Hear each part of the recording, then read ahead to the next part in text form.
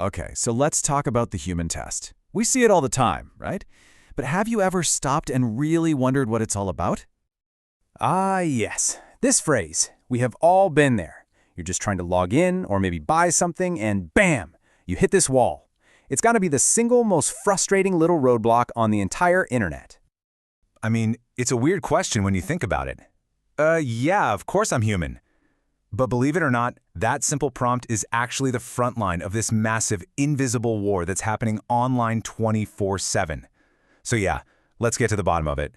To really get this, we have to stop thinking of these tests as just some random, annoying pop-up. Instead, you gotta picture them as a digital gatekeeper, a bouncer who's standing there guarding something valuable. Just think about it. The last time you tried to grab those concert tickets, the second they dropped, or even just trying to post a comment, that's when this bouncer steps in, arms crossed, basically saying, hold on a sec, prove you're one of us before you come in. So if we're the ones they're letting in, who exactly are they trying to keep out? Well, the answer is the internet's huge hidden population of non-humans. It is time to talk about the bots. And get ready for this number, because it is absolutely wild. Almost half, 47%, of all traffic on the web is not generated by a person. Just let that sink in. Nearly half of everything happening out there is automated. No wonder websites are so paranoid. But here's the thing. It's not all doom and gloom. Not all bots are villains. You've got your good bots over on the left. The ones that help search engines find stuff, or the ones that keep websites running smoothly. They're actually the unsung heroes of the internet. But then you have the bad bots on the right. These are the troublemakers. They're the ones built to flood comment sections with spam, to steal data, and to snatch up all those concert tickets before you can even click. These guys are the reason we have that gatekeeper. So this constant threat from the bad bots, it kicked off this really fascinating technological arms race. It's like a spy movie, but it's all about one thing. How do we tell humans and machines apart? And man, the methods have really evolved.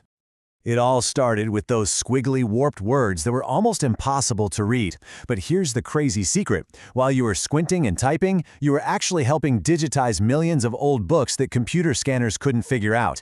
Then we moved on to pictures. Click all the traffic lights, right? Well, guess what we were doing? We were actually training the AI for self-driving cars. We were the human teachers. Then things got way simpler with just that little checkbox. And that brings us to today, where the best test is one you can't even see. And all of this tech goes by one very famous name, CAPTCHA. It's not just some random word. It's actually an acronym that spells out its mission perfectly. It stands for Completely Automated Public Turing Test to Tell Computers and Humans Apart. It's pretty much the modern version of that classic sci-fi test to figure out if you're talking to a person or a machine. So how on earth does an invisible test even work? Well, you can think of it like it's reading your digital body language. The second you land on a page, it's watching for subtle clues. A bot's mouse might move in a perfect, straight line. But a human's? Our movements have all these tiny, subconscious curves and jitters, the rhythm of how you scroll. All these little things add up to create a humanity score. If your score is high, you just sail right through. But if your movements look a little too perfect, a little too robotic, that's when the traffic light puzzle shows up as a backup.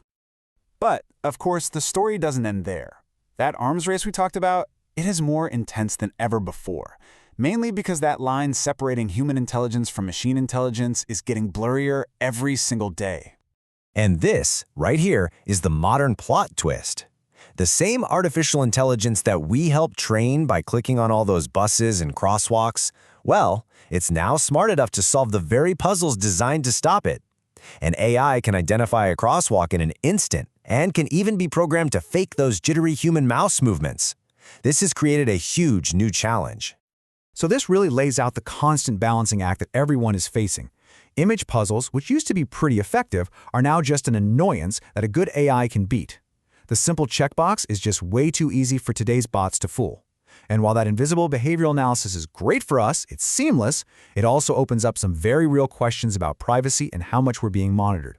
There is no perfect solution.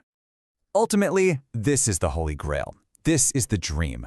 The perfect human test wouldn't even feel like a test. For every real person, the experience would be completely invisible and frictionless. But for every malicious bot, it would be an unbreakable wall. So that leaves us with a truly fascinating and maybe kind of scary question for the future. As the AI we've built gets better and better at imitating us, how will we prove our own humanity online? What on earth could the next human test possibly look like?